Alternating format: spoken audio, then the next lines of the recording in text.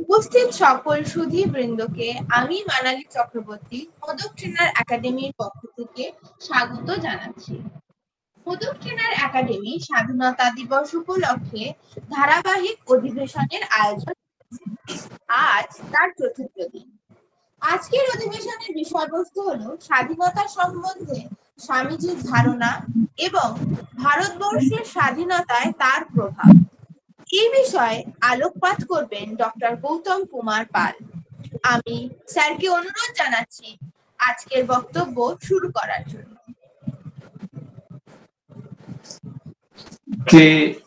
যে বিষয়টা নিয়ে আমরা আলোচনায় যাচ্ছি সেই বিষয়টার গভীরতা এতটাই বেশি যে আমাদের প্রত্যেকের জীবনে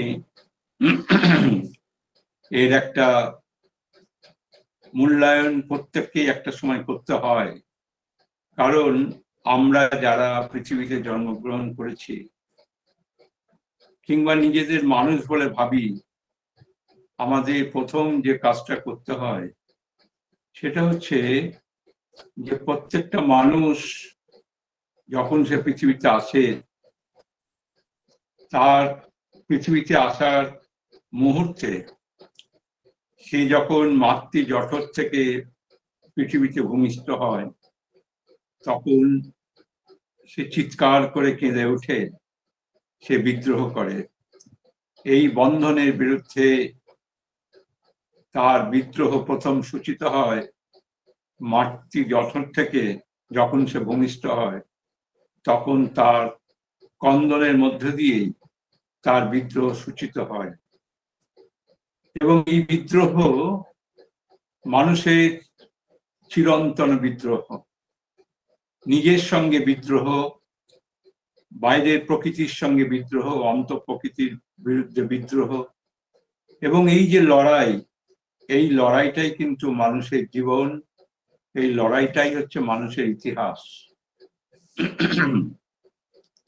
আমরা দেখি যে মানুষ যখন তার জীবনে আলো খোঁজার চেষ্টা করে তখন তার ভেতর থেকে যে প্রশ্ন বারবার জেগে ওঠে, সে প্রশ্ন হচ্ছে যে মানুষের জীবনে তিনটে জন্মভূমির কথা রবীন্দ্রনাথ বলেছেন এবং আমাদের ভারতবর্ষও সেই কথাই বলেছে।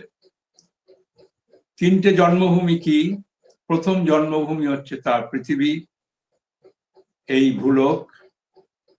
দ্বিতীয় জন্মভূমি হচ্ছে মানুষের স্মৃতিলোক অর্থাৎ ইতিহাস, এবং তৃতীয় জন্মভূমি হচ্ছে মানুষের আত্মিক লোক বা চিত্তলোক।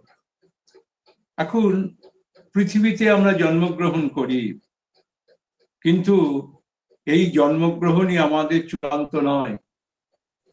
আমাদের যে মানসিক জন্ম, আমাদের যে মানসিক বিকাশ, আমাদের যে অস্তিত্বের সার্থকতা, সেটা কিন্তু আমরা যতক্ষণ না পর্যন্ত স্মৃতিলোকে বিচরণ না করি, অর্থাৎ ইতিহাসকে আমরা যদি সম্বল না করতে পারি, আমাদের পূর্বপুরুষ, আমাদের আগে যারা এসেছেন, সমস্ত কিছুকে, তাদের অবদান, তাদের ভূমিকা পৃথিবীতে আমাদের জন্য তাদের সমস্ত কিছু রেখে যাওয়া, সবকিছুকে যদি আমরা মূল্যায়ন করতে না পারি এবং পাশাপাশি আমাদের যে আত্মিক লোক, সেই আত্মিক লোকে আমরা যদি না বিচরণ করতে পারি, তাহলে আমাদের যথার্থ মানসিক বিকাশ হয় না।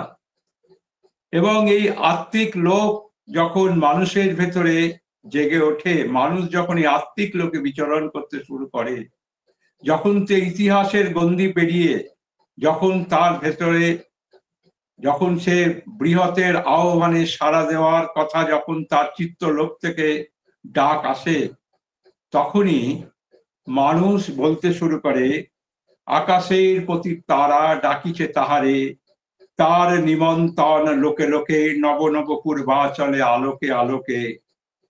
এই যে তার নিমন্ত্রণ সর্বত্র, এই যে আত্মিক লোক। এই আত্মিক লোকের সাথে যদি মানুষের একান্ত আত্মীয়তা না তৈরি হয়, মানুষের স্বাধীনতা বোধ, মুক্তির আকাঙ্ক্ষা কিন্তু জেগে ওঠে না।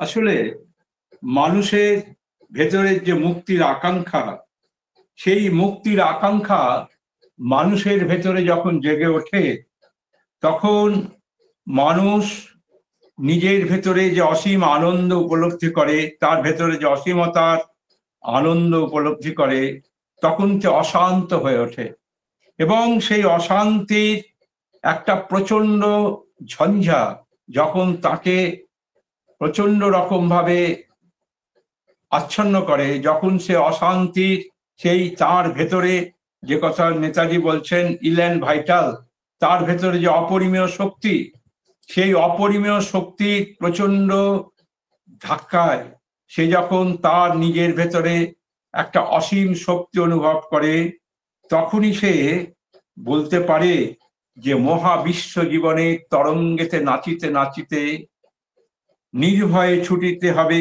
সত্যের করিয়া ধ্রুবতারা, মৃত্যুরে না করি শঙ্কা।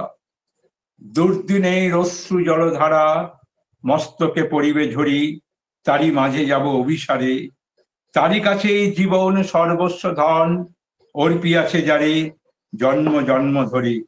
জানি নাই কে, চিনি নাই তারে, শুধু জানি যে শুনেছে কানে তার আহ্বান গীত, মৃত্যুর গর্জন শুনেছে সে সঙ্গীতের মতো। দহিয়াছে অগ্নি তারে, বিদ্ধ করিয়াছে শুল, ছিন্ন তারে করেছে কুঠারে, সর্বপ্রিয় বস্তু তার অকাতরে করিয়া ইন্ধন, চিরজন্ম তারি লাগি জেলেছে সে হোম হুতাশন। রাজপুত্র পড়িয়াছে ছিন্ন কন্থা, হয়েছে বিভাগী পথের ভিক্ষুক। এই যে প্রতিদিনের এই যে তার ভেতরের যে লড়াই, প্রতিদিনে তার যে নিজের সংকীর্ণ বেড়া অতিক্রম করে তার যে একটা আলোর দিকে ছুটে চলার এই যে আকুলতা, এই আকুলতাই কিন্তু তার ভেতরে মুক্তির প্রেরণা রূপে দেখা দেয়। এবং এই জায়গা থেকেই যে কথা রবীন্দ্রনাথ বারবার বলেছেন যে নির্যাতন সংকট আবর্ত মাঝে দিয়েছে সে সর্ববিসর্জন, নির্যাতন লয়েছে সে বক্ষপাতে, মৃত্যুর গর্জন সে শুনেছে সঙ্গীতের মতো, সর্বপ্রিয় বস্তু তার অকাতরে করিয়া ইন্ধন, চিরজন্ম তারি লাগি জেলেছে সে হোম হুতাশন। শুনিয়াছি তারি লাগি রাজপুত্র পড়িয়াছে ছিন্ন কন্থা, বিষয় বিভাগী পথের ভিক্ষু, মহাপ্রাণ সইয়াছে পলে পলে প্রত্যহের কুশাঙ্ক। তারি পদে মানি সপিয়াছে মান, ধনী সপিয়াছে ধন, বীর সপিয়াছে আত্মপ্রাণ। শুধু জানি সে বিশ্বপ্রিয়ার প্রেমে ক্ষুদ্র তারে দিয়া বলিদান, বর্জিত হইবে দূরে জীবনে সর্ব অসম্মান। সম্মুখে দাঁড়াতে হবে উন্নত মস্তক উচ্ছে তুলি, যে মস্তকে ভয় লেখে নাই লেখা, দাসত্বের ধুলি আঁকে নাই কলঙ্ক তিলক। এই যে মূল ভাবটা হচ্ছে এই জায়গায় যে যার মধ্যে এই পৃথিবী ভূলোক, যার ভেতরে এই চিত্তলোক এবং যার ভেতরে স্মৃতিলোকে প্রভাব কাজ করে, সে নিজের ভেতরে একটা অসীম শক্তি অনুভব করে। এই যে অসীমতার শক্তি যখন মানুষ অনুভব করে, সেই অসীমতার শক্তি অনুভবের মধ্য দিয়ে মানুষের ভেতরে সে হৃদয় একটা স্পন্দন অনুভব করে এবং সেই স্পন্দন অনুভবের মধ্য দিয়েই তার জীবনে সমস্ত বেড়া ভেঙে যায়। রবীন্দ্রনাথের সেই নিঃস্বরের স্বপ্নভঙ্গের মতো, আজকে আমার খুলিয়া গিয়াছে সব বাঁধ। এই যে সমস্ত বাঁধ ভেঙে যাওয়ার এই যে বিষয়টা, এটা কখন হয়? মানুষের ভেতরে যখন তার মূল যে চিন্তা, তার মূল যে ভাবনা, সেই ভাবনাটায় সে যখন স্থিত হয়। সেই মূল ভাবনাটা কি? সেই মূল ভাবনাটা হচ্ছে যে তে সর্বগং সর্বত প্রাপ্য ধীরা যুক্তাৎ মানো সর্বমেবা বিশন্তি। যে এই যে সমস্ত কিছুকে আঁকড়ে ধরার মধ্যে, সবকিছুর মধ্যে যে সত্যকে পাওয়া, এই সব কিছুকে জানার মধ্যে দিয়ে যে সত্যকে পাওয়ার যে আকুলতা, তার হৃদয়কে যখন মথিত করে, এবং এই মথিত করার যে মূল জিনিস, এটাকেই বলা হয় মানুষের চেতনা। মানুষের চেতনা, মানুষ জড় আর চেতনের মধ্যে পার্থক্য কি বিবেকানন্দ খুব পরিষ্কার বলছেন। জড় সে কিন্তু বিদ্রোহ করে না, কিন্তু যে একটা পোকা, সামান্য পোকা, সেও কিন্তু বিদ্রোহ করে। রেলগাড়ির উদাহরণ দিয়ে বলছেন, রেলগাড়ির আসার শব্দ যখন সে পায়, যখন রেল লাইনটা কাঁপতে শুরু করে, তখন একটা ছোট্ট পোকাও কিন্তু, সেও কিন্তু সেই রেল লাইন থেকে নিজেকে বাঁচাবার জন্য ধীরে ধীরে সরে যায়। এই যে যা কিছু চলছে তার বাইরে বেরিয়ে আসা, তার বাইরে বেরিয়ে এসে ঘটনাকে প্রত্যক্ষ করা, এটাই হচ্ছে মূল বিষয় চেতনা। এবং এই যে বিষয়টা, এইটা ভারতবর্ষে শুধু নয়, সমস্ত পৃথিবীতেই বিভিন্ন ধর্মে, বিভিন্ন সংস্কৃতিতে এই ভাবনাটাই কিন্তু বিভিন্নভাবে উচ্চারিত হয়েছে। এবং এই উচ্চারিত হয়েছে বলেই আমরা দেখেছি মানুষের ভেতরে যে অসীমতার প্রতি যে আকুলতা, মানুষ কেন তার নিজের যে ইন্দ্রিয়ের প্রদত্ত ক্ষমতাকে অতিক্রম করে সে সমুদ্রের ওই উত্তাল তরঙ্গের দিকে ছুটে যায় কেন, মানুষ এভারেস্টের মাথায় ওঠে কেন, মানুষ মেরু প্রদেশে ওই ভয়ঙ্কর শীতের মধ্যে ওই দুর্গম এলাকায় সে ছুটে যায় কেন? তার কারণ হচ্ছে মানুষের ভেতরে ওই যে সেই রবীন্দ্রনাথের কথা, সে বিশ্বপ্রিয়ার প্রেমে ক্ষুদ্রতারে দিতে হবে বলিদান। সেই বিশ্বপ্রিয়া, সেই সত্যকে, সেই সত্য যার ভেতরে জেগে ওঠে, তখন তার ভেতরে ক্ষুদ্র জীবনকে, ইন্দ্রিয় পরায়ণ, ইন্দ্রিয়ের দ্বারা সীমাবদ্ধ জীবনকে অতিক্রম করার চেষ্টা করে। এবং এইখানেই খুব সুন্দরভাবে বিবেকানন্দ বলছেন, শৃঙ্খল ভেঙে ফেলো, মুক্ত হও, নিজেকে, নিয়মকে পদদলিত করো। মানুষের প্রকৃত স্বরূপে কোনো বিধি নেই, কোনো দৈব নেই, কোনো অদৃষ্ট নেই। স্বাধীনতায় তার মূল মন্ত্র, তার স্বরূপ, তাই তার জন্মগত অধিকার। মানুষের সমগ্র জীবন মুক্তি লাভের চেষ্টা মাত্র। শিশু জন্মেই নিয়মের বিরুদ্ধে বিদ্রোহ করে। শিশুর প্রথম শব্দ স্ফুরণ হচ্ছে ক্রন্দন, যে ক্রন্দনের মধ্যে সে নিজেকে আবদ্ধ দেখে, তার বিরুদ্ধে সে প্রতিবাদ করে। এই যে শিশু বয়স থেকে একেবারে পৃথিবীতে ভূমিষ্ঠ হওয়ার পর থেকে তার এই যে বিদ্রোহ, সেই বিদ্রোহের মধ্যে দিয়ে যে স্বাধীনতার জন্য, মুক্তির জন্য তার যে আকুলতা, সেই আকুলতাকে যে শুনবার চেষ্টা করে, অর্থাৎ জড়, আমাদের চারপাশের যে বিধি, চারপাশের যে বন্ধন, সেই বন্ধনকে যে অতিক্রম করার চেষ্টা করে, সেই বন্ধনকে অতিক্রম করার চেষ্টার মধ্যে দিয়ে তার ভেতরে যে একটা প্রতি মুহূর্তে অদম্য ইচ্ছা তাকে যেদিকে নিয়ে যায়, সেটাই কিন্তু মুক্তির আকাঙ্ক্ষা। এবং সেই মুক্তির আকাঙ্ক্ষার জন্যই মানুষ জগতের সমস্ত গতানুগতিকতা, সমস্ত রকমের বন্ধন, সমস্ত রকমের নিয়মতান্ত্রিকতা, সবকিছুকে সে অতিক্রম করে, সবকিছুকে সে অতিক্রম করে এগিয়ে যেতে চায়। এই জন্য এই ভারতবর্ষ বারবার বলেছে গময়ের কথা, অতিক্রমের কথা। ভারতবর্ষ কিন্তু কোনোদিন পলায়নী বৃত্তির কথা বলেনি। এ কথা আমরা বারবার বলি। ভারতবর্ষ কিন্তু কোনোদিন এই সংসারের গতানুগতিকতা থেকে কোনো সময় মানুষকে পালিয়ে যাওয়ার শিক্ষা দেয়নি। মানুষকে বলেনি যে এসকেপিস্ট হতে, মানুষকে বলেনি বর্তমান এই সংকটময় অবস্থা থেকে তুমি পালিয়ে যাও। সিচুয়েশনকে ফেস করার কথা বলেছে। এই যে সিচুয়েশনকে ফেস করার এই যে চিন্তা, এর পূর্ণ প্রকাশ আমরা দেখলাম ভারতবর্ষের, যার প্রকাশ বিবেকানন্দ বলছেন যে বেদান্তের মধ্যে দিয়েই মানুষের মনুষ্য জীবনে যে জয়গাথা গঠিত হয়েছে, এর থেকে বড় সত্য আর কিছু নেই। বিবেকানন্দের চিন্তায় বিবেকানন্দ অদৃষ্ট এই হাত দেখা অদৃষ্টকে ভীষণভাবে তীব্র বিরোধিতা করেছেন। এবং আপনারা জানেন যে বিবেকানন্দ এই অদৃষ্ট, এই বিধি নির্দিষ্ট এই সব কথাগুলো তিনি শুনতে পারতেন না। স্বামীজি বলছেন যে failure is the pillar of success নয়, failure is the beauty of life. ব্যর্থতা হচ্ছে জীবনের একটা সৌন্দর্য।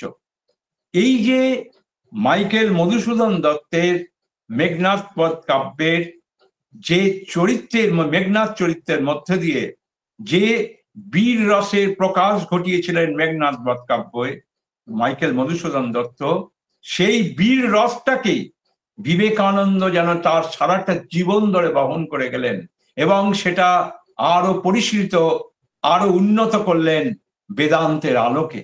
এবং যে জন্য বিবেকানন্দের যে কথাগুলো, সেই কথাগুলো আমরা যদি আজকে ভালো করে বুঝবার চেষ্টা করি, তাহলে আমরা দেখব যে স্বামীজি কি সাংঘাতিকভাবে মানবাত্মার যে জয়গান সেইটা তিনি করে গেছেন। এবং এই মানবাত্মার জয়গান গাইতে গিয়ে স্বামীজি যে কথাগুলো বলছেন, যে সকল কুসংস্কার হিন্দুদের প্রভূত অনিষ্ট করেছে তার একটি হলো জ্যোতিষে খুঁটিনাটির প্রতি অত্যধিক মনোযোগ।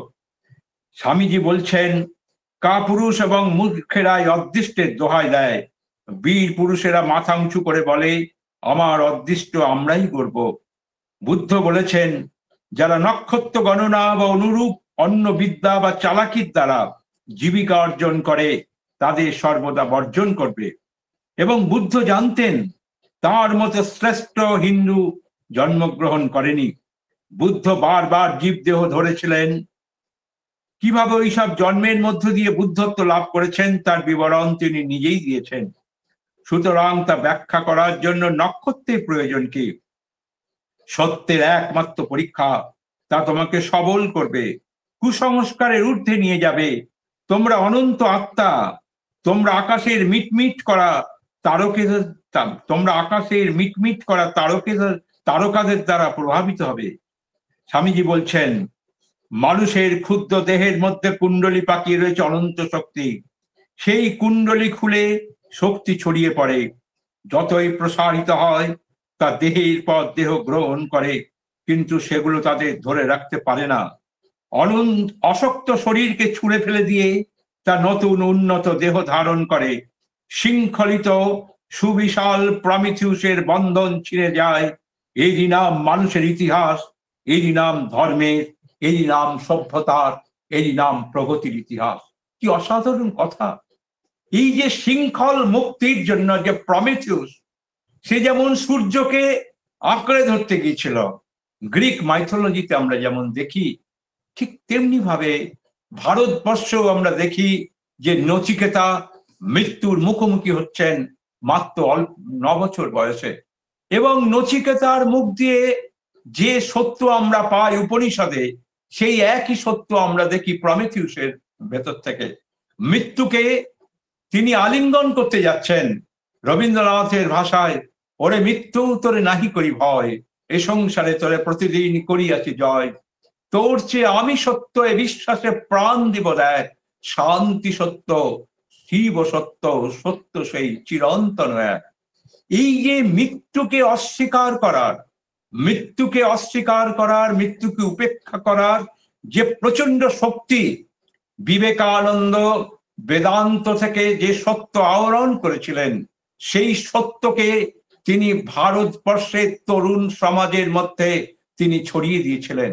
এবং এই যে চিন্তা, এই যে বেদান্তের চিন্তা, এই যে গীতার চিন্তা, যে মানুষের দেহের মৃত্যু হয়, মানুষের আত্মার মৃত্যু হয় না, মানুষের চিন্তার মৃত্যু হয় না, মানুষের চেতনার মৃত্যু হয় না।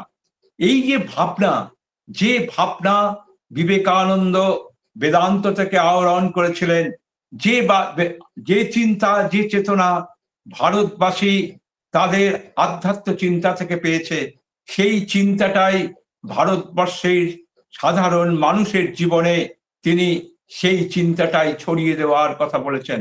এবং সেই চিন্তাটা ছড়িয়ে দেওয়ার জন্য বিবেকানন্দ তার সমস্ত জীবন ধরে তিনি লড়াই করেছেন, যে কারণে তার এই যে স্বাধীনতার কনসেপ্ট, তার এই যে স্বাধীনতার ভাবনা, যেখান থেকে তিনি দাঁড়িয়ে বারবার বলছেন যে নিজের বাইবেল নিজেই রচনা করো, আমি যা সৃষ্টি করেছি আমি তা ধ্বংস করতে পারি, অপরে যা সৃষ্টি করেছে আমি কদাপি তা ধ্বংস করতে সমর্থ হব না।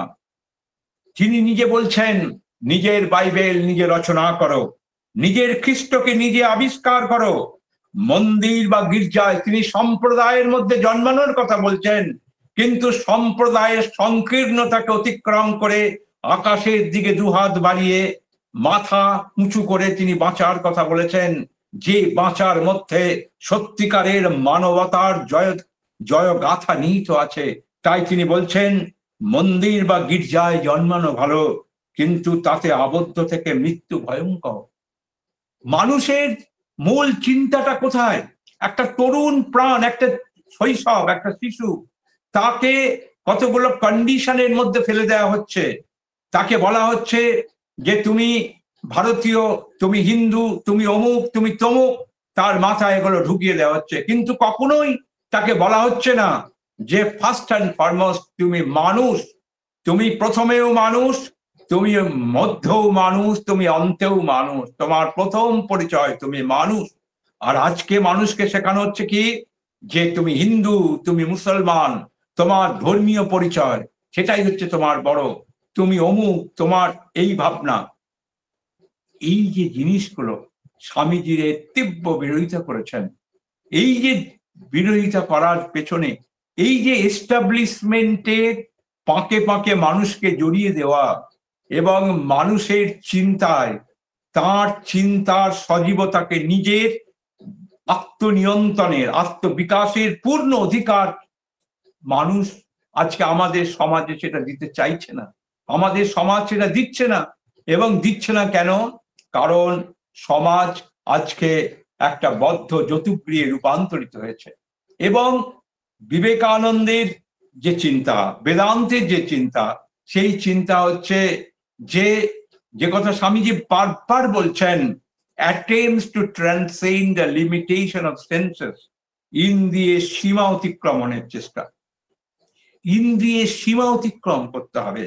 মানুষের ইতিহাস চেতনা তিনি এক একজন এক এক রকম কথা বলেছেন, কিন্তু স্বামীজি যে কথাটা বললেন যে attempts to transcend the limitation of senses, ইন্দ্রিয়ের সীমা অতিক্রমণের চেষ্টা।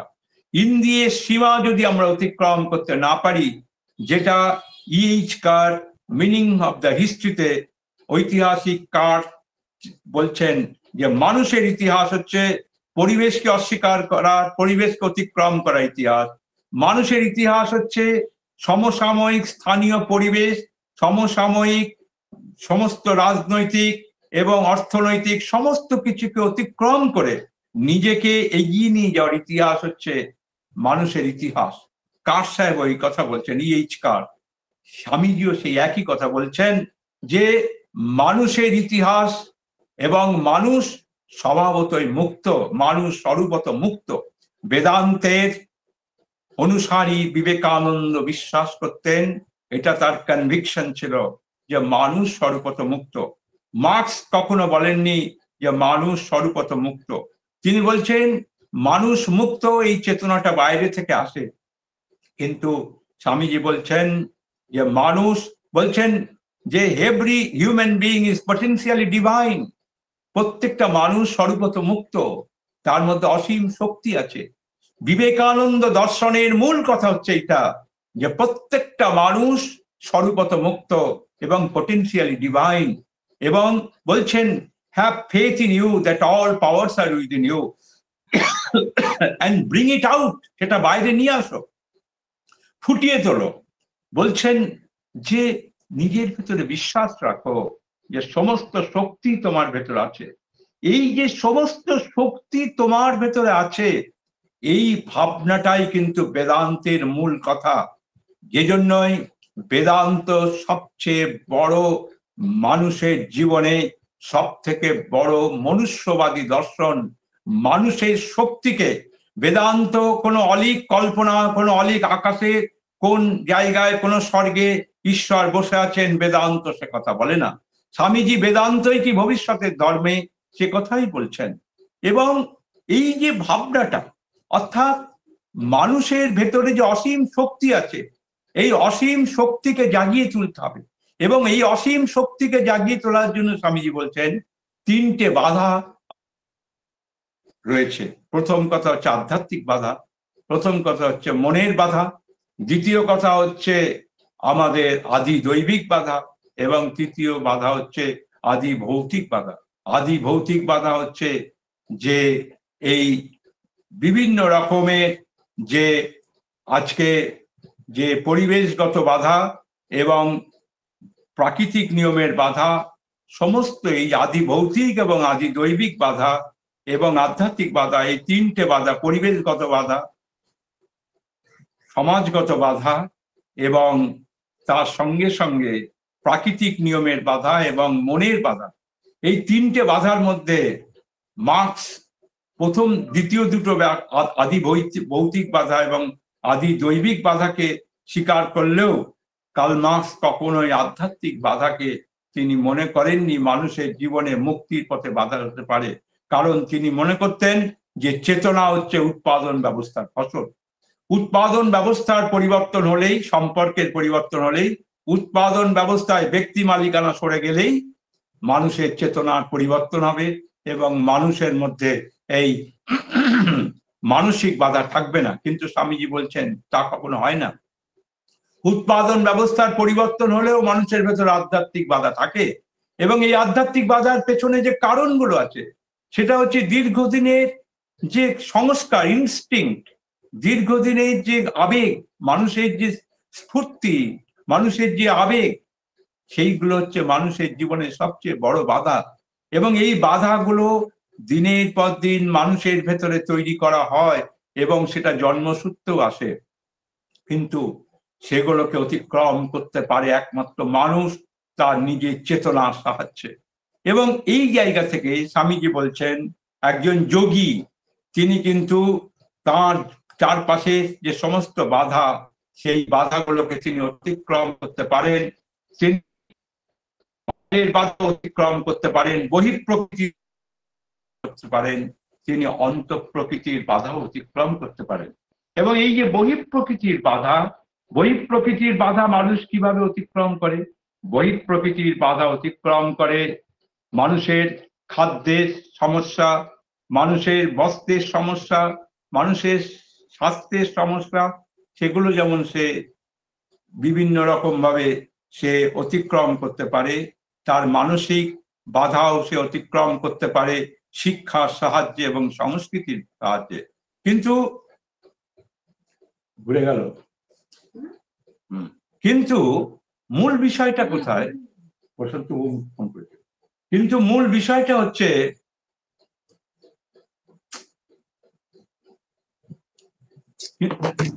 কি করে না এরা, কিন্তু মূল বিষয়টা কোথায়?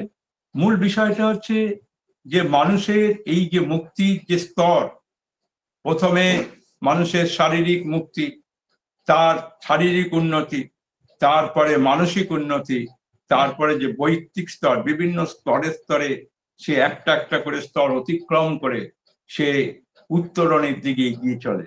এই যে শারীরিক স্তর, ফিজিক্যাল লেভেল, তারপর মেন্টাল লেভেল, তারপরে যে ইন্ডিভিজুয়াল বা বৌদ্ধিক লেভেলে যে উন্নীত হয়, এই যে বৌদ্ধিক স্তরে যখন মানুষের উন্নতি হয় তখন মানুষের চিন্তন চেতনের জায়গাটাকে তাকে উন্নতি করতে হয় নিজের সমস্ত শক্তি দিয়ে। কিন্তু তার জন্য যে সামাজিক পরিমণ্ডল, তার জন্য যে পারিপার্শ্বিক পরিমণ্ডল, তার জন্য যে বহিঃপ্রকৃতির বাধা, সবকিছুকেই অতিক্রম করার জন্য স্বামীজি বিভিন্ন রকম রাস্তার কথা বলেছেন। কিন্তু সব থেকে বড় জিনিস হচ্ছে আজকে আমাদের আলোচনার যে মূল বিষয়টা, সেটা হচ্ছে স্বাধীনতার সম্পর্কে স্বামীজির কনসেপ্ট। এবং স্বামীজির এই যে কনসেপ্টটা, যে স্বাধীনতা, মুক্তি, স্বামীজি যে কথাটা নিবেদিতাকে চিঠিতে বারবার বলছেন যে অ্যামিবা থেকে যে যাত্রা শুরু হলো, সেই যাত্রা মানুষের এসে শেষ হলো। কিন্তু শেষ মানে কি, শারীরিক অবস্থার একটা উত্তরণ হলো, কিন্তু মানুষের জীবন, মানুষ যখন বিবর্তনের হাত ধরে মানুষ যখন এলো, তখন মানুষের ক্ষেত্রে শারীরিক পরিবর্তনের জায়গায় মানসিক একটা উত্তরণ ঘটতে শুরু করলো।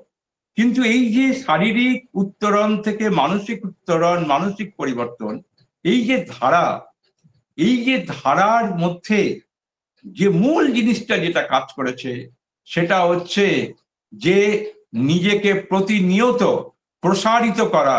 স্বামীজি বলছেন, expansion is life, contraction is death. জীবনের মূল জায়গাটা হচ্ছে এক্সপ্যানশন, ছড়িয়ে দাও, নিজেকে ছড়িয়ে যাও। এই যে ভালোবাসার যে উদাত্ত আকুলতায় জীবন যে নিজেকে প্রতি মুহূর্তে ছড়িয়ে দেওয়ার চেষ্টা করে, এই ছড়িয়ে দেওয়ার মধ্যে দিয়েই কিন্তু মানুষের ভেতরে মুক্তির আকাঙ্ক্ষা সে প্রতি মুহূর্তে অনুভব করে। তার নিমন্ত্রণ লোকে লোকে নব নব পূর্বাচলে। এই যে কথাগুলো, এই যে কথাগুলোর এর পেছনে যে মূল জায়গাটা হচ্ছে যে মানুষ যখন তার সংকীর্ণতার গণ্ডি অতিক্রম করে, তখন সে তার অসীমতার শক্তি অনুভব করে। এটা প্রত্যেকের জীবনে ঘটে। আমরা যখন ব্যক্তিগত স্বার্থপরতার গণ্ডি অতিক্রম করে অপরের কল্যাণের জন্য, অপরের উপকারের জন্য, মঙ্গলের জন্য যখন কোনো কাজ করি, তখন সেখানে যদি আমরা সফলতা পাই, কিংবা যখন সেই কাজগুলো করা হয়, তখন প্রত্যেকটা মানুষ তার ভেতরে একটা অদ্ভুত আনন্দ পায়। এই যে আনন্দ, এই আনন্দই কিন্তু মানুষের ভেতরে অসীম শক্তি যোগায়। এবং এই অসীম শক্তি যোগায় যখন, তখন অসীম শক্তি কিন্তু তাকে মনে প্রাণে বলিষ্ঠ করে তোলে। এবং এই অসীম শক্তি মনে প্রাণে যখন তাকে বলিষ্ঠ করে তোলে, তখনই তার ভেতরে তার আত্মোপলব্ধি ঘটতে শুরু করে। এবং যে জন্য আমাদের ভারতবর্ষে বলা হয়েছে আত্মানং বৃদ্ধি। গ্রিক দর্শন বলছে নো দাই সেলফ, নিজেকে জানো, নিজেকে জানো। স্বামীজির যে মুক্তির চিন্তা, সেই মুক্তির চিন্তা শুধুমাত্র রাজনৈতিক চিন্তা নয়। স্বামীজি যে কথাটা বারবার বলেছেন যে মাল্টি ডাইমেনশনাল ডেভেলপমেন্ট, মানুষের শুধুমাত্র রাজনৈতিক বিপ্লবের কথা স্বামীজি শুধু বলেননি। স্বামীজি যে বিপ্লবের কথা বলেছেন, সেই বিপ্লবের মধ্যে তার রাজনৈতিক বিপ্লব শুধু নয়, সেখানে সামাজিক বিপ্লব। স্বামীজি যে বিপ্লবের কথা বলেছেন, সে বিপ্লব হচ্ছে সমাজ বিপ্লবের কথা। এবং যে জন্য তিনি কোনো বন্ধনকে স্বীকার করে নেননি, এবং কোনো বন্ধনকে স্বীকার করে নেননি বলেই তিনি সেদিন স্বাধীনতার আকণ্ঠ, যে স্বাধীনতার যে তাঁর ভেতরে আকণ্ঠ তিনি পান করেছিলেন বলেই তাঁর হৃদয়ের প্রতিটি তন্ত্রীতে, তাঁর শিরায় শিরায় স্বাধীনতার যে ভাবনা, স্বাধীনতার চিন্তা পূর্ণ মাত্রায় ছিল বলেই তিনি 1901 সালে ঢাকায় গিয়ে হেমচন্দ্র ঘোষদের বলেছিলেন, তারা যখন তাকে জিজ্ঞাসা করেছিলেন আমাদের কি করণীয়, তিনি বলেছিলেন যে একটা পরাধীন জাতির কোনো ধর্ম হতে পারে না, তার একমাত্র ধর্ম হচ্ছে শক্তি অর্জন করা এবং এই পরশ্ব অপহারীদের এখান থেকে মেরে ছেঁচে তাড়িয়ে দেওয়া। India should be ফ্রিড politically first, ভারতবর্ষকে রাজনৈতিকভাবে স্বাধীন করতে হবে। অর্থাৎ তিনি সেদিন তিনি বারবার যেখানে অন্যায় দেখেছেন, যেখানে অত্যাচার দেখেছেন, তাঁর হৃদয় ছিল উদার, অবারিত। তিনি আকাশের মতো উদার। সেই জন্যই যেখানে অত্যাচার হয়েছে, যেখানে লাঞ্ছনা হয়েছে, স্বামীজি তার বিরুদ্ধে তীব্র প্রতিবাদ করেছেন।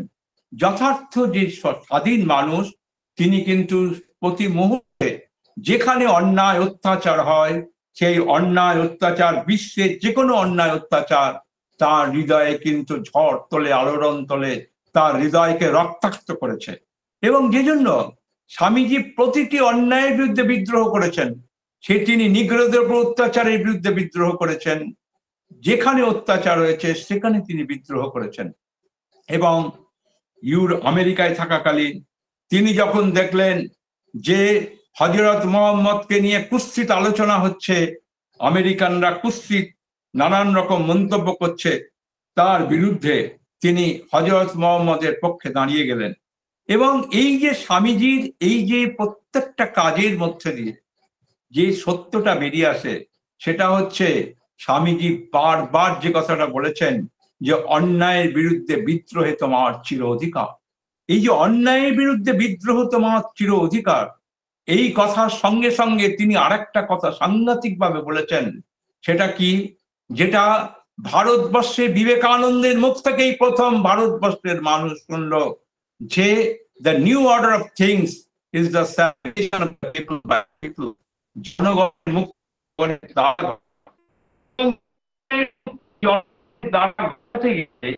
এটা প্রথম দরকার, এটা হচ্ছে জনগণ তৈরি করতে হবে। স্বামীজির কাছে বিপ্লবটা শুধুমাত্র কতগুলো আন্দোলন কিংবা কতগুলো স্লোগান ভিত্তিক ব্যাপার ছিল না। স্বামীজি পরিষ্কার বলছেন যে মানুষ তৈরি করতে হবে। যে সবচেয়ে বড় জিনিস যেটা তিনি বারবার বলেছেন, যে ম্যান মেকিং তার উপরে তিনি সব থেকে বেশি জোর দিয়েছেন। কোন ম্যান মেকিং? কোন ধরনের ম্যান মেকিং? যে মানুষ তার অন্তঃপ্রকৃতির ওপর নিয়ন্ত্রণ রাখতে পারে, যে মানুষ বহিঃপ্রকৃতিকে অতিক্রম করতে পারে, সেই মানুষ, যে মানুষের শিরায় শিরায় রজশক্তির প্রভাব এবং সেখান থেকে সে সাত্ত্বিকতার দিকে তার জয়যাত্রা, এই যে জায়গাটা, এইটা যদি আমরা বিবেকানন্দের এই চিন্তাগুলোকে না বুঝি, তাহলে বিবেকানন্দের চিন্তায় স্বাধীনতা আন্দোলন আর গান্ধীজির নেতৃত্বে স্বাধীনতা আন্দোলন, গান্ধীজির ভাবনা স্বাধীনতা আন্দোলন, এগুলোর মধ্যে অনেক আমরা পার্থক্যটা বুঝতে পারবো না। বিবেকানন্দ যেটা চেয়েছেন সেটা হচ্ছে মানুষ তৈরি করতে চেয়েছেন। আমরা কি মনে করছি? আমরা মনে করছি কিছু লোকজন সঙ্গে নিলেই, আমাদের দল ভারী হলেই আমাদের সংগঠন বেড়ে যাবে, তাহলে আমরা চিৎকার চেঁচামেচি করার মধ্যে দিয়ে আমরা দল ভারী করে কটা স্লোগান দিলেই মানুষের মধ্যে একটা পরিবর্তন আসবে। আসলে তা নয়। স্বামীজি জানতেন যে মানুষের সাইকোলজি, মানুষের মনস্তত্ত্ব তিনি খুব ভালো বুঝতেন, এবং যে জন্য স্বামীজি পরিষ্কার বলছেন, তোমরা কি আমাকে 100টা তরুণ দিতে পারো যারা মৃত্যুর মুখে যেতে প্রস্তুত? এই যে প্রশ্নটা তিনি করছেন তরুণদের, বিপ্লবীদেরকে করছেন, সে তৎকালীন বাংলার তরুণদের করছেন, যে হৃদয়ের দিক থেকে যারা অত্যন্ত, স্বামীজি বলছেন, যাদের স্নায়ু ইস্পাতের ন্যায় এবং যাদের ভেতরে একটা বজ্রের উপাদান, একটা মন তৈরি, এই রকম কিছু মানুষ না হলে তিনি জানতেন যে ফিকল মাইন্ডেড মানুষকে নিয়ে দেশের পরিবর্তন আনা যায় না। এবং তিনি বারবার বলছেন মানুষ তৈরি করতে হবে। আসলে সাম্রাজ্যবাদের সেই ভয়ঙ্কর একটা নিষ্পেষণের মধ্যে ভারতবর্ষের তৎকালীন পরিস্থিতি এমন একটা অবস্থায় ছিল যে তরুণ প্রাণের মধ্যে নানান রকম চিন্তা এতটাই আবর্তিত হতো যে নিজেদেরকে জানবার, ভারতবর্ষের মহান ইতিহাসকে জানার, নিজেকে জানার, নিজের ভেতরে অসীম শক্তি সম্পর্কে জানার কোনো জায়গায় পরিস্থিতি ছিল না। বিবেকানন্দই সেই মানুষ যিনি 1893 সালে তিনি প্রথম আমেরিকার বুকে গিয়ে পাশ্চাত্যকে পরিষ্কারভাবে শেখালেন যে ভারতবর্ষ বাঁচবে শিষ্যরূপে নয়, ভারতবর্ষ বাঁচবে গুরুরূপে। এবং ভারতবর্ষের যে চিন্তা, ভারতবর্ষের যে বহুমাত্রিক ভাবনা, ভারতবর্ষের যে উদার চিন্তা, ভারতবর্ষের যে মানুষের বেদান্তের যে অসীম শক্তির সম্ভাবনার কথা, সেটা তিনি পৃথিবীকে শোনালেন। যা শুনে সেদিনকে সমস্ত পৃথিবীর মানুষ সেদিনকে চমকে উঠেছিল। তারা বুঝেছিল যে আমরা কোথায় পাদ্রী পাঠাচ্ছি, আমরা কোথায় ধর্ম প্রচারক পাঠাচ্ছি। যে ভারতবর্ষ তার আধ্যাত্মিক চিন্তায় এত উন্নত, আমরা তাদেরকে আলোকিত করার যে ভাবনাটা নিচ্ছি, এটা হচ্ছে অত্যন্ত নির্বোধের কাজ। এবং যেটা পরবর্তীকালে অনেক পাদ্রী ভারতবর্ষে এসে তারা তাদের ধর্ম প্রচারকের ভূমিকা থেকে তারা সরে গেছেন এবং ভারতবর্ষকে তারা উন্নত করার জন্য ভারতবাসীর সেবা করার জন্য তারা অন্যরকম পথ নিয়েছেন, যেটা আমরা রবীন্দ্রনাথ এবং ক্ষিতিমোহন সেন শাস্ত্রীর বিভিন্ন লেখা থেকে আমরা পাই। কিন্তু বিবেকানন্দ যে কথাটা বারবার মানুষের কাছে তুলে ধরেছেন, যেটা রবীন্দ্রনাথ খুব সুন্দর বলছেন, বিবেকানন্দ মানুষের আঙুলকে ডাকেননি, মানুষের আত্মাকে ডেকেছিলেন। এই যে আত্মাকে ডাকার জন্যই সেদিনকে এই যে তরুণ প্রাণ জেগে উঠেছিল এবং আগে কেবা প্রাণ করিবে কো দান তারি লাগি পড়ি কারাকারি। এবং বিবেকানন্দের এই যে চিন্তা, নিবেদিতা বলছেন বিবেকানন্দ যে স্বাধীনতার কথা ভাবতেন, সেই স্বাধীনতার যে মূল বিষয় ছিল, যে মূল জায়গাটা ছিল, সেটা হচ্ছে যে স্বাধীনতা বলতে বিবেকানন্দ বুঝতেন যে পরোক্ষ, নীরব এবং সাংগঠনিক। আমরা কেউ স্বাধীন নই, আমাদের মধ্যে কোনো স্বাধীন চিন্তা নেই, যে জন্যই আমরা সাংগঠনিক নই। আমরা নিজেদের ব্যক্তিগত চিন্তা নিয়ে আমরা সবসময় আটকে আছি। আমি চিন্তা করছি আমার ব্যক্তিগত অর্থ রোজগার কি হবে কি করে, আমি চিন্তা করছি আমার আর্থিক সচ্ছলতা আরো বাড়বে কি করে, আমি চিন্তা করছি জাতি গঠনের চিন্তা আমি করছি না, আমি চিন্তা করছি না নতুন কিছু তরুণ প্রাণ আমি কি করে জাগিয়ে তুলবো, যারা এই অন্যায়ের বিরুদ্ধে বিদ্রোহ করবে, যারা তাদের সমস্ত সত্তা নিয়ে ভারত চেতনাকে সম্বল করে এই অন্যায় অত্যাচারের বিরুদ্ধে বিদ্রোহ করবে। আমি সে চিন্তা করছি না। আমি স্বাধীন নই, সাংগঠনিক নই, আমি পরোক্ষ। স্বামীজি বলছেন, স্বামীজি স্বাধীনতা সম্পর্কে নিবেদিতা বলছেন দ্য মাস্টার সাইমে, যে স্বামীজি স্বাধীনতা বলতে বোঝাতেন পরোক্ষ, সেখানে প্রত্যক্ষ প্রকাশ নেই। আর কি? নীরব, নীরবে কাজ করে যাবে।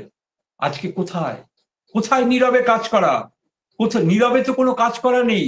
একটা সামান্য কেউ কাউকে এক মুঠো ভাত দিলেও সেটাকেও আজকে মোবাইলে স্ক্যানারের তলায় নিয়ে আসা হচ্ছে, মানুষের কাছে প্রচার করা হচ্ছে, অপমান করা হচ্ছে, মানবাত্মাকে অপমান করা হচ্ছে।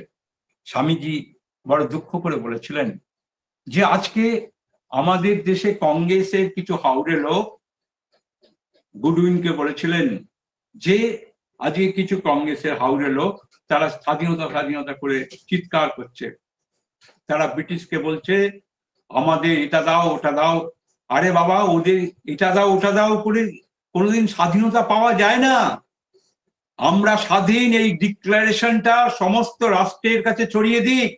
এই ডিক্লারেশনটা সমস্ত রাষ্ট্রের কাছে ছড়িয়ে দিলে সেই ডিক্লারেশনের পর যদি ব্রিটিশের গুলি চালায়, তবে সেই গুলি বন্দুকের প্রথম গুলিটা এসে আমার বুকে পড়ুক, সমগ্র প্রাচ্য এবং পাশ্চাত্য কেঁপে উঠবে। এই হচ্ছেন বিবেকানন্দ, এই হচ্ছেন বিবেকানন্দ, যার জীবনটাই ছিল রবীন্দ্রনাথের সেই কথায়, উদয়ের পথে শুনি কার বাণী, ভয় নাই ওরে ভয় নাই। নিঃশেষে যে প্রাণ দিয়ে যায়, ক্ষয় নাই তার ক্ষয় নাই। যে এই যে নিঃশেষে প্রাণ যে করিবে দান, নিঃশেষে যে প্রাণ দিয়ে যায় তার ক্ষয় হয় না। এই যে বিবেকানন্দের এই যে চিন্তা, এই যে প্রমিথিউসের চরিত্র, এটা বিবেকানন্দ অনুভব করেছিলেন তার ভেতরে, তার সমস্ত চেতনা দিয়ে। মুক্তির আকাঙ্ক্ষায় তিনি পরিপূর্ণভাবে, তিনি মুক্তির আকাঙ্ক্ষা এবং মুক্তি চেতনায় তিনি পরিপূর্ণভাবে তিনি সমৃদ্ধ হয়েছিলেন বলেই মানুষের কাছে তিনি সাংগঠনিক চিন্তা দিতে পেরেছিলেন। এবং যে জন্য তিনি তার জীবনের শেষ দিকেও মেরি হেলকে লিখছেন এই দেশের অবস্থা সম্পর্কে, যে কি বলছেন, বলছেন খুব দুঃখের সঙ্গে বলছেন যে একটা যেখানে where sucking is the main policy, যেখানে শোষণটাই বড় কথা, no good can be done, সেখানে ভালো কিছু হতে পারে না। মেরি হেলকে বলছেন যে এদেশের মানুষের কণ্ঠ রোধ করা হয়েছে, এদেশের মানুষকে সমস্ত রকম ভাবে ধ্বংস করা হচ্ছে, তাদের আত্মিক বিকাশের, তাদের স্বাধীন বিকাশে, তাদের সাংস্কৃতিক বিকাশে অর্থনৈতিক বিকাশের সমস্ত পথগুলো বন্ধ করে দেওয়া হচ্ছে, এবং এই অবস্থায় যথার্থ বিপ্লব বিদ্রোহ ছাড়া এই দেশের মুক্তি নেই, যে কথা স্বামীজি বারবার বলেছেন। এবং সেই জন্যই তিনি কিছু মানুষ তৈরি করতে চেয়েছেন, এবং সেই মানুষ তৈরি করার জন্যই তিনি নিবেদিতার উপর দায়িত্ব দিয়ে গেছিলেন, এবং সেই দায়িত্ব নিবেদিতা পালন করেছেন। নিবেদিতা তার মৃত্যুর পর নিবেদিতা বলছেন যে জাতীয়তাবাদের চিন্তা আমার লাঙলের ফলার মধ্যে প্রবেশ করিয়ে আমি সারা ভারতবর্ষে এটা ছড়িয়ে দেব। এই যে লাঙলের ফলা যেমন মাটির মধ্যে ঢুকে মাটিকে উর্বর করে, জাতীয়তাবাদের চিন্তা, বিবেকানন্দের জাতীয়তাবাদের চিন্তা ঠিক তেমনি ভাবে নিবেদিতা নিজের জীবনে গ্রহণ করে সারা ভারতবর্ষে তিনি ছড়িয়ে দিয়েছিলেন। এবং সেজন্য সারা ভারতবর্ষে সেদিন আগুন জ্বলে উঠেছিল, মুক্তি চেতনায় ভারতবর্ষ উদ্বেলিত হয়ে উঠেছিল। কিন্তু সব থেকে বড় জিনিস যেটা আমরা যেটা বিশ্বাস করি, যে বিবেকানন্দের মুক্তি চেতনার মধ্যে যেটা সব থেকে বড় জিনিস, সেটা হচ্ছে যে মানুষের অন্তরে যে মুক্তির আকাঙ্ক্ষা, সেটা যে একেবারে জন্ম থেকেই মানুষ সেটা অর্জন করে, এই ভাবনাটা স্বামীজি নিজেও বিশ্বাস করেছেন, ভারতবর্ষ এটা বিশ্বাস করে। কিন্তু আমরা আজকের দিনে আমরা যেভাবে এই বিশেষ করে এই যে গে লোথারিও একটা পাঁকে পড়ে, কনজিউমারিজমের পাঁকে পড়ে আমরা যেখানে চলে যাচ্ছি, সেখানে কিন্তু আমরা কেউ নিজেদের মুক্ত বলে ভাবি না। আমরা সব সময় চিন্তা করি আমার দামি গ্যাজেট চাই, আমার দামি মোবাইল চাই, আমার দামি ল্যাপটপ চাই, আমার দামি গাড়ি চাই। সব সময় একটা ভোগ্য আকাঙ্ক্ষা প্রতিনিয়ত আমাদের ইন্দ্রিয়গুলোকে সব সময় নিচের দিকে নামিয়ে রেখেছে, ভোগবাদী চিন্তা। কিন্তু যারা মানুষের জীবনে, যারা সত্যের উপাসক, যারা মানুষকে আলোর সন্ধান দেন, তারা কিন্তু কখনোই ওই ভোগবাদী চিন্তার মধ্যে নিজেদের ডুবিয়ে রাখতে চান না এবং পারেন না। কারণ ব্যক্তিগত আশা আকাঙ্ক্ষার মধ্যে যারা আচ্ছন্ন থাকে, তাদের মধ্যেই কখনো সমাজ চেতনা সেভাবে জাগ্রত হয় না। কারণ বিবেকানন্দ সেই শিক্ষা দিয়েছেন, বিবেকানন্দ সেই ভাবনা মানুষের কাছে তুলে ধরেছেন। স্বামীজি বলছেন যে, can you give me 100 indoctrinated young men, I can then give the vigorous blessing to the world. আমি জগৎকে দু হাত ধরে নাড়া দিয়ে যাব। সেই দু হাত ধরে নাড়া দিতে চেয়েছেন কিসের শক্তিতে? আত্মবিসর্জনের শক্তিতে, আত্মত্যাগের শক্তিতে। নচিকেতার কথা বারবার বলছেন।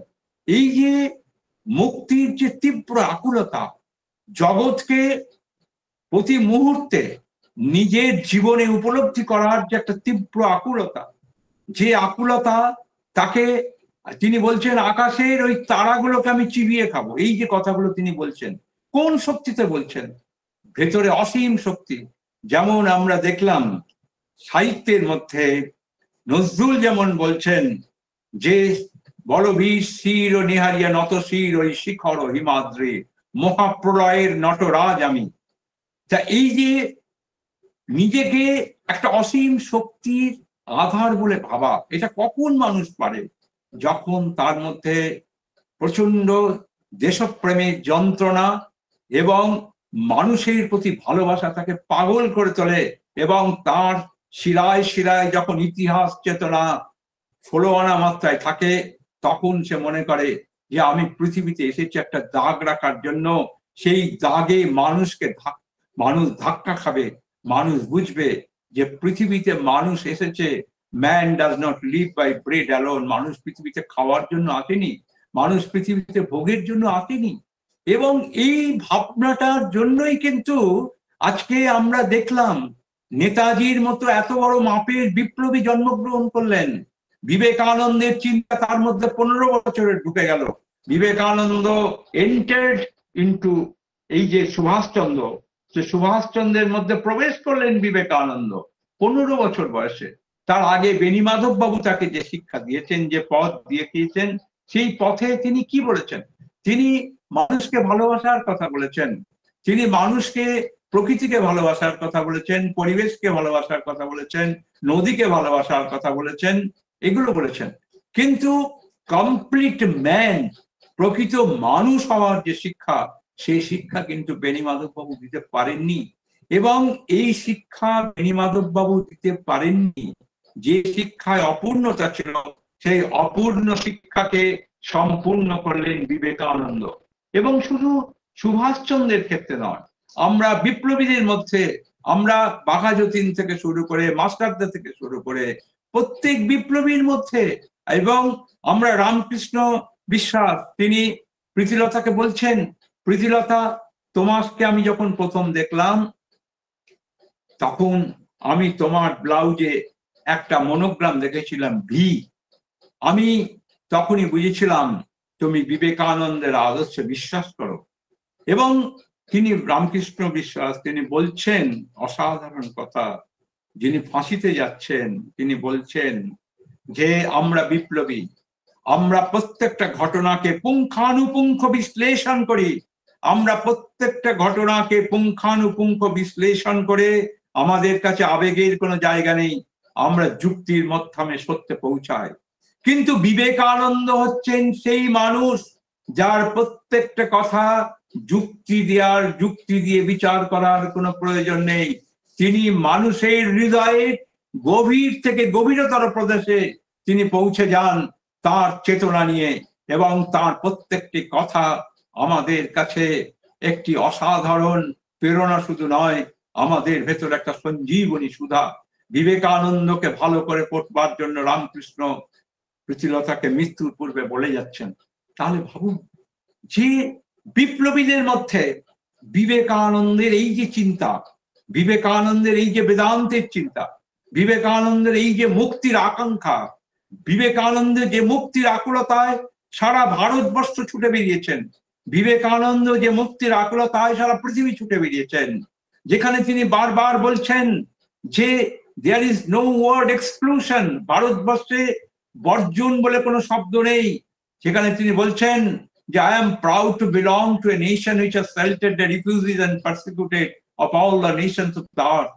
পৃথিবীর প্রতিবার যত মানুষ যখনই অত্যাচারিত হয়েছে, আমার এই জাতি বারবার সেই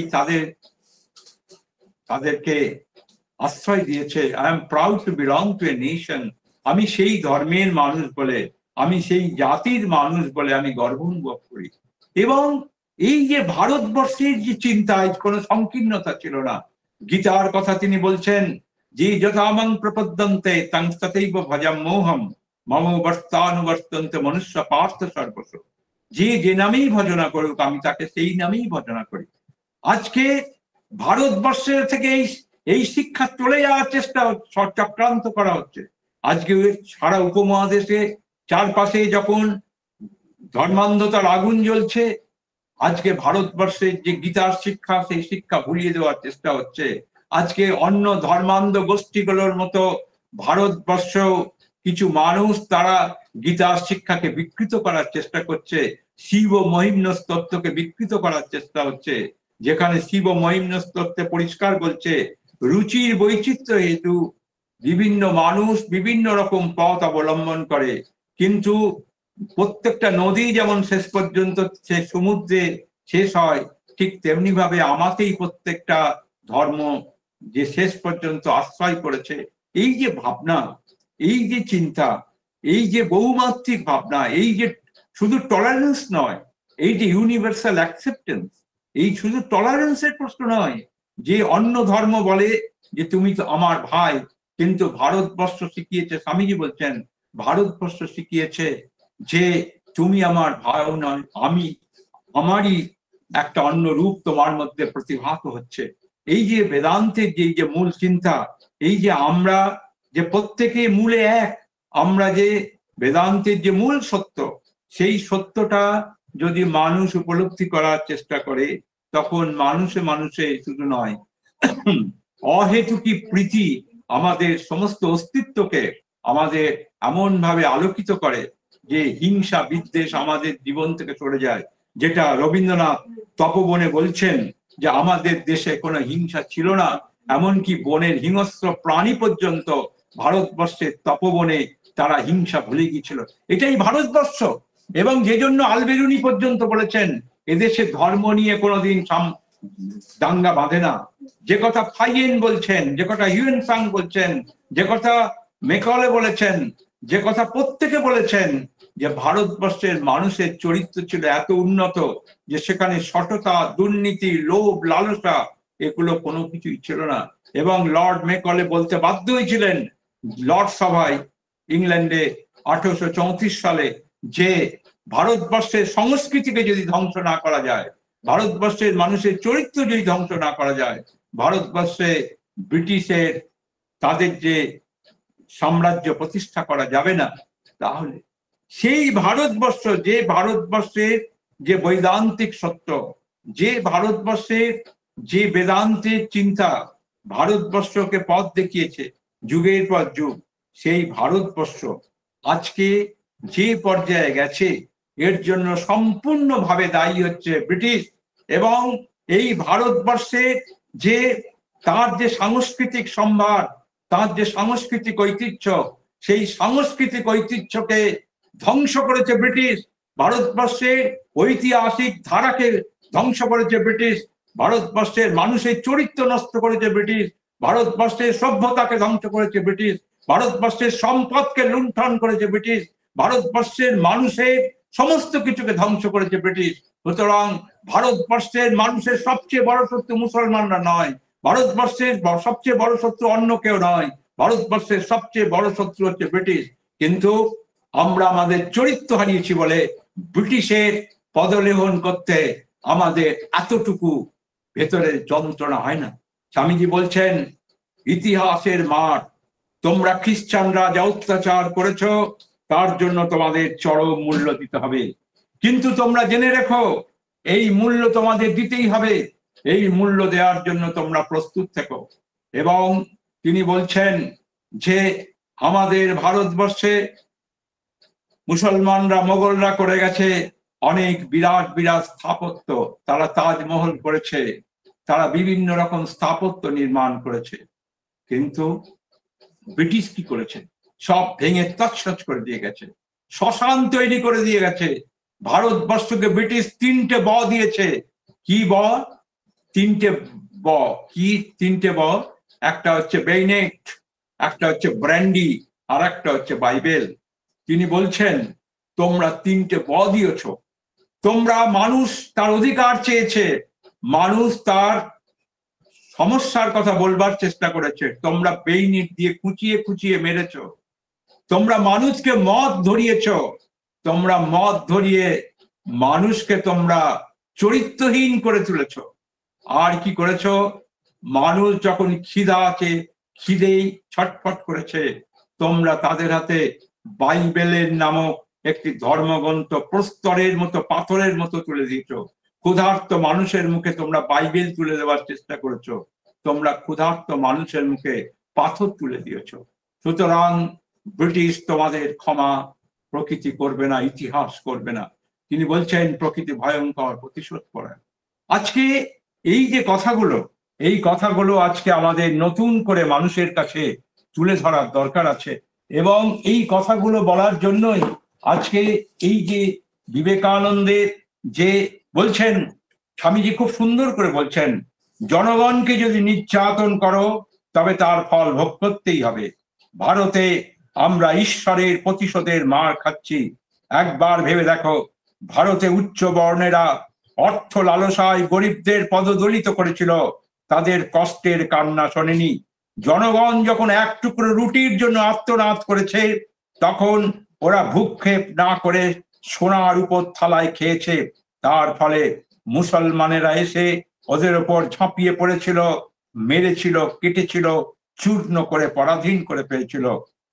ভারত বারবার এই কারণে পরাভূত হয়ে দাস হয়ে থেকেছে শত শত বছর। সর্বশেষে জঘন্যতম রূপ নিয়ে এসেছে ইংরেজ। ভারতের দিকে চেয়ে দেখো, হিন্দুরা কি রেখে গেছে? সর্বত্র অপূর্ব মন্দির। মুসলমানরা কি রেখে গেছে? সুন্দর সব প্রাসাদ। আর ইংরেজরা মন মন ভাঙা ব্র্যান্ডির বোতল ছাড়া আর কিছু নয়। আমাদের দেশবাসীর মনে কোনো দয়া ছিল না, তাই ঈশ্বরের দয়াও তারা পায়নি। নিষ্ঠুর অত্যাচারে তারা জনগণকে অধঃপতিত করেছে। ফলে জনগণের কাছ থেকে যখন সাহায্যের প্রয়োজন হলো, তখন দেয়ার মতো কোনো শক্তি তাদের অবশিষ্ট ছিল না। মানুষ যদি ঈশ্বরের প্রতিহিংসায় বিশ্বাস না করে, ইতিহাসের প্রতিশোধকে অগ্রাহ্য করতে পারবে না। ইংরেজের উপরে সেই প্রতিশোধ নামবে। তারা আমাদের গলায় পা দিয়ে থেঁতলেছে, নিজেদের সুখের প্রয়োজনে আমাদের শেষ রক্তবিন্দু পর্যন্ত চুষে খেয়েছে, লুটে নিয়ে গেছে লক্ষ লক্ষ টাকা। আর আমাদের জনগণ সারা দেশ জুড়ে পেটে হাত দিয়ে পড়ে আছে। এখন চীনারাই সেই প্রতিশোধ যা চাঁদের উপর পড়বে। আজ যদি চীনারা জেগে ওঠে, ইংরেজদের ঝেঁটিয়ে ফেলে দেয়, ইংরেজদের যে প্রাপ্য, তাহলে ন্যায় বিচার ছাড়া কিছু হবে না। স্বামীজি 1893 সালের আগস্টের শেষের দিকে তিনি সেই কথা বলছেন। তিনি ব্রিটিশ সাম্রাজ্যবাদের বিরুদ্ধে আমেরিকায় দাঁড়িয়ে তিনি 1893 সালের 11ই সেপ্টেম্বরে দাঁড়িয়ে প্রতিবাদ করেছেন। তিনি ব্রিটিশ সাম্রাজ্যবাদের বিরুদ্ধে বিশ্ব ধর্ম সম্মেলনে প্রতিবাদ করেছেন। তিনি ইংল্যান্ডের মাটিতে দাঁড়িয়ে বলেছেন, তিনি সর্বত্র ব্রিটিশ সাম্রাজ্যবাদের চরিত্রকে তিনি তুলোধনা করেছেন। আজকে আমরা কি করছি? আমরা ব্রিটিশকে মাথায় রেখে আমরা মনে করছি ব্রিটিশ আমাদের মা বাপ।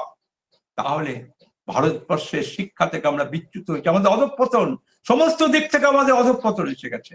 আজকে আমরা যারা আজকে নিজেদের ব্রিটিশ লিগেসির উত্তরসূরি মনে করি, আমরা নিজেদেরকে ভেড়ার চর্ম করে আজকে সিংহ বানাবার চেষ্টা করছি।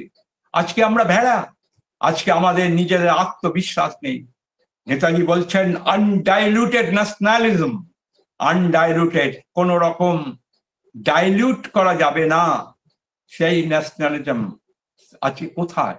আজকে এই দেশকে যদি আমরা অন্তর থেকে ভালোবাসি, তাহলে ব্রিটিশ সাম্রাজ্যবাদের চক্রান্তে আমরা নিজেরা ভাগাভাগি করছি, সর্বত্র আমরা দেখছি। এবং আমি বাংলাদেশে কালকেও কথা বলেছি রাত্রেবেলায়, সেখানেও দেখছি বাংলাদেশের বহু মানুষ তারা কিন্তু ভারতবর্ষকে তারা শ্রদ্ধা করে, বিশ্বাস করে। তারা মনে করে ভারতবর্ষের সঙ্গে সম্পর্ক রাখা অত্যন্ত প্রয়োজন। কিন্তু বাংলাদেশে আজকে ধর্মান্ধ গোষ্ঠী অত্যন্ত সক্রিয় হয়ে উঠেছে। আজকে পাকিস্তানে আমরা কথা বলে দেখেছি, পাকিস্তানে বহু মানুষ ভারতবর্ষের মানুষের সঙ্গে সম্পর্ক রাখতে চায়, কিন্তু সেখানে ধর্মান্ধ গোষ্ঠী। সমস্ত কিছুর পেছনে এই ব্রিটিশ সাম্রাজ্যবাদ, সমস্ত কিছুর পেছনে এই মার্কিন সাম্রাজ্যবাদ, সমস্ত কিছুর পেছনে এই সাম্রাজ্যবাদ শক্তি। আজকে আমরা যদি স্বাধীনতার চিন্তা নিয়ে স্বামীজির কাছ থেকে কিছু পেতে চাই, স্বামীজি যেটা বারবার বলছেন যে ভারতবর্ষের যে সংস্কৃতি, ভারতবর্ষের যে চিন্তা, ভারতবর্ষের যে ভাবনা, সেখানে কোনো সংকীর্ণতার জায়গা নেই। ভারতবর্ষ জীবন, বলিষ্ঠ জীবন ভাবনায় সে সম্পূর্ণভাবে মাথা উঁচু করে দাঁড়িয়ে আজও পর্যন্ত সেই সংস্কৃতিকে বহন করে চলেছে। যে কথা শুধু স্বামীজি বলেননি, নেতাজি বারবার বলেছেন, যে কথা দেশবন্ধু বারবার বলেছেন। সারা পৃথিবীতে হেলেনিক সভ্যতা শেষ হয়ে গেছে, সারা পৃথিবীতে মিশরীয় সভ্যতা শেষ হয়ে গেছে, চৈনিক সভ্যতা শেষ হয়ে গেছে, কিন্তু আজ পর্যন্ত ভারতীয় সভ্যতা কিন্তু এখনো তার অস্তিত্ব বজায় রেখেছে। আমাদের দৈনন্দিন জীবনে 5000 বছরের যে সাধনা, ভারত সংস্কৃতির যে সাধনা, সেটা কিন্তু আমরা এখনো কিছুটা হলেও বহন করে চলেছি। তাহলে ভারতবর্ষ আমাদের ভেতরে বেঁচে আছে। ভারতবর্ষ এই যে ট্রায়াল অফ টাইম, সময়ের কুষ্টি পাথরে আজকে তার সংস্কৃতি বাঁচিয়ে রেখেছে। তার সবচেয়ে বড় জিনিস হচ্ছে তার ভেতরের যে তার যে ফ্লেক্সিবিলিটি। ভারতবর্ষ কোনোদিন সংকীর্ণতায় বিশ্বাস করেনি। ভারতবর্ষ বসুধৈব কুটুম্বকমে বিশ্বাস করেছে। ভারতবর্ষ, এই ভারতবর্ষ, যে ভারতবর্ষ বুদ্ধদেবের জন্ম দিয়েছে, যে বুদ্ধদেব কোনোদিন সংকীর্ণতার কথা বলেননি, তিনি মানুষকে কোন রকম সীমাবদ্ধতার কথা বলেননি, তিনি মানুষকে চরম গতির মধ্যে এগিয়ে চলার কথা বলেছেন। তিনি বলছেন যে আমি কোন ভগবানের কথা বলতে আসিনি, আমি শুধু বলতে এসেছি পথের কথা, যে পথ অনন্ত। Struggle struggle to life go onward, সংগ্রাম করো, প্রতিনিয়ত সংগ্রাম করো, এগিয়ে চলো। মানুষের এই ভেতরে যে তার যে ইনস্টিংক্ট, তার যে ইম্পালস, আজকে নানান রকম ভাবে মানুষের বহিঃ প্রকৃতি থেকে অন্তঃ প্রকৃতির মধ্যে প্রভাব ফেলছে। মানুষের ভেতরে এই যে ভোগবাদী চিন্তা মানুষকে যেভাবে প্রতি মুহূর্তে সংকীর্ণ করে ফেলছে, মানুষকে প্রতি মুহূর্তে ব্যক্তি স্বার্থের ঊর্ধ্বে উঠতে দিচ্ছে না, মানুষকে প্রতি মুহূর্তে ভাবছে যে মানুষ এইটাই হচ্ছে শেষ কথা। আমি প্রত্যেককে জিজ্ঞাসা করছি যে এই জায়গায় যারা আটকে যাচ্ছেন, যারা আজকে কেরিয়ার নিয়ে নিজেদের সব থেকে বেশি ভাবছেন, যারা পয়সা নিয়ে ভাবছেন, যারা অর্থ নিয়ে ভাবছেন, বৃত্ত নিয়ে ভাবছেন, আমি তাদেরকে জিজ্ঞাসা করি এই বৃত্তের অহংকারে, অর্থের অহংকারে, বৈভবের অহংকারে, বিদ্যার অহংকারে আজকে যারা আচ্ছন্ন হয়ে আছেন, তারা কি সত্যকে দেখতে পাচ্ছেন? তারা তো সত্যকে দেখতে পাচ্ছেন না। যারা সত্যকে দেখতে পান তারা উদার, তারা অনন্তের সাধনা করেন, তারা কোনো জায়গায় চুপ করে থাকেন না, তারা সংগ্রাম করেন। স্বামী বলছেন যে ফেলিওর সংগ্রাম অপার, সদা পরাজয় তাহানা ডরাক্তমা। স্বামীজি বলছেন failure is not the pillar of success, failure is the beauty of life. ব্যর্থতা হচ্ছে জীবনের সৌন্দর্য। আমি মনে করি যে আমরা যারা বিদ্যার্থীরা,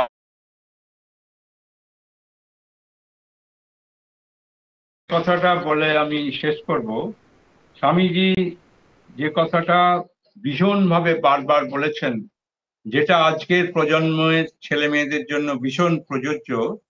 স্বামীজি বলছেন যে মাস্টার সহিমে নিবেদিতা খুব সুন্দরভাবে বলেছেন যে অবতার বাদ দিয়েই তিনি প্রমাণ করেছেন আজকে যাদেরকে আমরা ঈশ্বরের স্থানে বসাচ্ছি তারা প্রত্যেকেই কিন্তু মানুষ ছিলেন।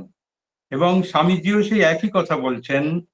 স্বামীজি বলছেন যে মানুষ ঈশ্বরের থেকেও, দেবতাদের থেকেও সে শ্রেষ্ঠ।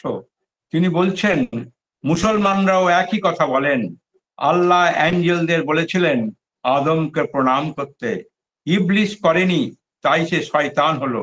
এই পৃথিবী যাবতীয় স্বর্গ অপেক্ষা উচ্চ, কেবল মানুষই ঈশ্বর হয়। অন্যান্য সকলে পুনরায় মানব জন্ম গ্রহণ করে তবে ঈশ্বরত্ব লাভ করতে পারে। বিশ্ব জগতে মানব দেহ শ্রেষ্ঠ দেহ, মানুষই শ্রেষ্ঠ জীব। মানুষ এমনকি দেবাদি হতে উচ্চতর। দেবতাদের আবার নেমে আসতে হয়, মানব দেহের মাধ্যমে জ্ঞান লাভ করতে হয়। ইহুদি এবং মুসলমান দিগের মতে দেবদূত ও অন্যান্য সবকিছু সৃষ্টি করার পর ঈশ্বর মানুষ সৃষ্টি করেন। তারপর দেবদূতদের দেখে মানুষকে প্রণাম করতে অভিনন্দন জানাতে বলেন। ইবলিস ব্যতীত সকলে প্রণাম করেন, সেজন্য ঈশ্বর ইবলিসকে অভিশাপ দেন, সে শয়তানে পরিণত হয়। এই রূপকের আচরণে এই মহৎসত্য লুকিয়ে আছে যে জগতে মানব জন্মই শ্রেষ্ঠ জন্ম। স্বামীজি বারবার বলছেন আমরা যে দেবতা ঈশ্বর প্রভৃতি অনুসন্ধান করি, আমরা যে বহির্জগতে স্বাধীনতা লাভের জন্য প্রাণপণ চেষ্টা করে থাকি, সেসব আর কিছুই নয়। আমাদের মুক্ত প্রকৃতি কোনো না কোনো রূপে আত্মপ্রকাশের চেষ্টা করছে, সর্বদাই তা আমাদের আহ্বান করছে। আমরা ভাবি কোথা থেকে উত্থিত হচ্ছে এই বাণী, প্রথমে ভাবি তা অগ্নি, সূর্য, চন্দ্র, তারকা বা অন্য কোনো দেবতা থেকে উত্থিত। অবশেষে একদিন দেখি সে বাণী আছে আমাদেরই ভেতরে। সেই অনন্ত বাণী অনন্ত মুক্তির সমাচার ঘোষণা করছে।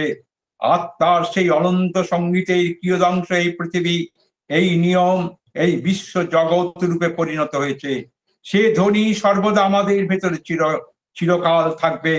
এক কথায় বেদান্তের আদর্শ জগতে মানুষের উপাসনা। বেদান্ত ঘোষণা করেছে যদি তুমি ঈশ্বরের ব্যক্তিরূপ তোমার ভ্রাতাকে উপাসনা করতে না পারো, তবে অন্য কোনো উপাসনা বিশ্বাসযোগ্য নয়। যেদিন তুমি সকল নরনারীতে ঈশ্বর দেখবে, সেদিনকে বলবো তুমি ধার্মিক। ভ্রান্তিবশত লোকে যাদের মানুষ বলে, আমি সেই নারায়ণের সেবক। ভগবান নরনারায়ণের মানব দেহধারী হরেক মানুষের বিরাট রূপ এই জগৎ। সমুদয় জগৎ আমার, কারণ তার দ্বারা আমি নিজেকে আবৃত করেছি। জগৎই আমার শরীর হয়েছে। ঈশ্বরকে আমি অনুভব করি, তাই তিনি আছেন। যদি তাকে চিন্তা করতে না পারি, তবে আমার কাছে তার অস্তিত্ব নেই। এইখানেই মানব প্রগতির বিরাট জয়যাত্রা। অর্থাৎ ঈশ্বরকে স্বীকৃতি দেবে মানুষ, তবেই ঈশ্বরের স্বীকৃতি। তার আগে ঈশ্বরের কোনো স্বীকৃতি নেই। এটাই মানব প্রগতির সবচেয়ে বড় জয়যাত্রা। বিবেকানন্দ বলছেন, এটা এত বড় কথা পৃথিবীতে কেউ বলতে পারেনি, যে মানুষ স্বীকৃতি দেবে ঈশ্বরকে, তবে ঈশ্বরের স্বীকৃতি হবে। তিনি বলছেন যে যদি পৃথিবীর নরনারী, খুব সুন্দর করে বলছেন যে জীবন্ত ঈশ্বর তোমাদের সঙ্গে আছেন, তবু তোমরা মন্দির গির্জা নির্মাণ করছো আর সমস্ত কাল্পনিক মিথ্যা বস্তুতে বিশ্বাস করছো। মানবাত্মা মানব দেহই একমাত্র উপাস্য ঈশ্বর, অন্য জীবেরাও ঈশ্বরের মন্দির, কিন্তু মানুষের সর্বশ্রেষ্ঠ মন্দির। মন্দিরের মধ্যে তাজমহল, এই শরীরই তার একমাত্র মন্দির। এই একটি মন্দিরই চিরকাল আছে, এতে তিনি অধিষ্ঠিত, তিনি আত্মার আত্মা, রাজার রাজা। তা না বুঝে আমরা তার প্রস্তর মূর্তি বা প্রতিমা গড়ি, তার উপর মন্দির নির্মাণ করি। মূর্খ গঙ্গার তীরে বসে জলের জন্য কূপ খনন করে, ঈশ্বরের মধ্যে বাস করে আমরা তার প্রতিমা গড়ি। যদি পৃথিবীর নরনারীর লক্ষ ভাগের এক ভাগও শুধু চুপ করে থেকে খানিকক্ষণের জন্য ভাবে আমরা সকলে ঈশ্বর, মানব পশু প্রাণী সকলেই জীবন্ত ঈশ্বর, তাহলে আধ ঘন্টার মধ্যে সমুদয় জগৎ পরিবর্তিত হয়ে যাবে। এই যে বিবেকানন্দের এই যে কথা, এর থেকে আর বড় সত্য হতে পারে না। এবং সেই জন্য স্বামীজি বলছেন, যারা বলে যিশু না জন্মালে পৃথিবীতে আলো পৌঁছত না, তিনি তাদের ধিক্কার দিয়ে বলছেন, যিশু না জন্মালে মনুষ্য জাতির কখনো উদ্ধার হতো না, এমন ভাবা ধর্ম নিন্দার সমতুল। সেই জন্যই তিনি বলছেন, মানব প্রকৃতির মহিমা কখনো ভুলো না, আমরাই বিরাটতম ঈশ্বর। খ্রিস্ট এবং বুদ্ধের দল অসীম আমি সমুদ্রের তরঙ্গ মাত্র, নিজের অন্তরাত্মা ভিন্ন, অন্য কারো কাছে মাথা নত করো না। বিবেকানন্দের এই কথাগুলো মানব প্রগতির বিজয় ঘোষণা করে।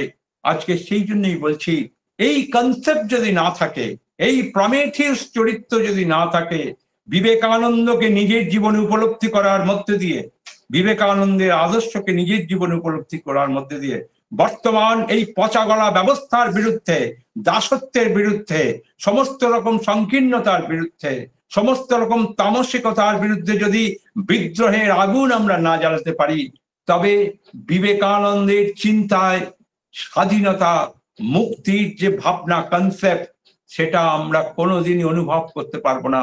কারণ বিবেকানন্দ আমাদের শিখিয়েছেন লাইফ ইজ দ্য স্ট্রাগল, জীবন হচ্ছে সংগ্রাম, এবং struggle up to light, go onward, সংগ্রাম করো, প্রতিনিয়ত সংগ্রাম করো, তবেই আলো দেখতে পাবে। পূজা তার সংগ্রাম আপার, সদা পরাজয় তাহানা ডরাক তোমা, failure is the beauty of my our life. এটাই হচ্ছে জীবনের সৌন্দর্য, এটাই হচ্ছে বিবেকানন্দের শিক্ষা। এই শিক্ষায় যদি আমরা উদ্বুদ্ধ না হতে পারি, তবে গতানুগতিকতার চর্চা করে ভারতবর্ষের কোনো পরিবর্তন কোনোদিন আসতে পারে না। এটা আমার ছোট্ট জীবনের উপলব্ধিতে এবং বিপ্লবীদের কাছ থেকে এটা আমি বুঝেছি। এবং নেতাজি বলছেন, ভারতবর্ষ আনডাইলিউটেড ন্যাশনালিজমে বিশ্বাস করে। এই ভারতবর্ষে সব ছিল, সব আছে। ভারতবর্ষকে আবার নতুন করে জাগিয়ে তুলতে হবে। সেই জাগিয়ে তুলতে গেলে আত্মবলিদান দরকার। সেই জাগিয়ে তুলতে গেলে দরকার নতুন করে আত্ম উদ্বোধন, নতুন করে দরকার আত্মবিকাশ, নতুন করে সংকীর্ণতার সমস্ত বেড়াজাল ভেঙে চুরমার করে দিতে হবে। তবেই আমরা পারবো বিবেকানন্দকে বুঝতে। নচেত বিবেকানন্দ চর্চা আমাদের কাছে শুধুমাত্র চর্চাই থেকে যাবে। তার সেই চন্দনের ভারবাহী গর্ধবের মতো সারা জীবন বয়েই বেড়াবে, কিন্তু সৌরভ, চন্দনের কি সৌরভ, সেই গর্ধব যেমন পেল না, আমরাও সেই রকম গর্ধবের মতো সারা জীবন সেই চন্দনের সৌরভ না পেয়ে শুধু চন্দনের বোঝাই বয়ে বেড়াবো। এই বলেই আমি আমার বক্তব্য শেষ করছি। জয় হিন্দ।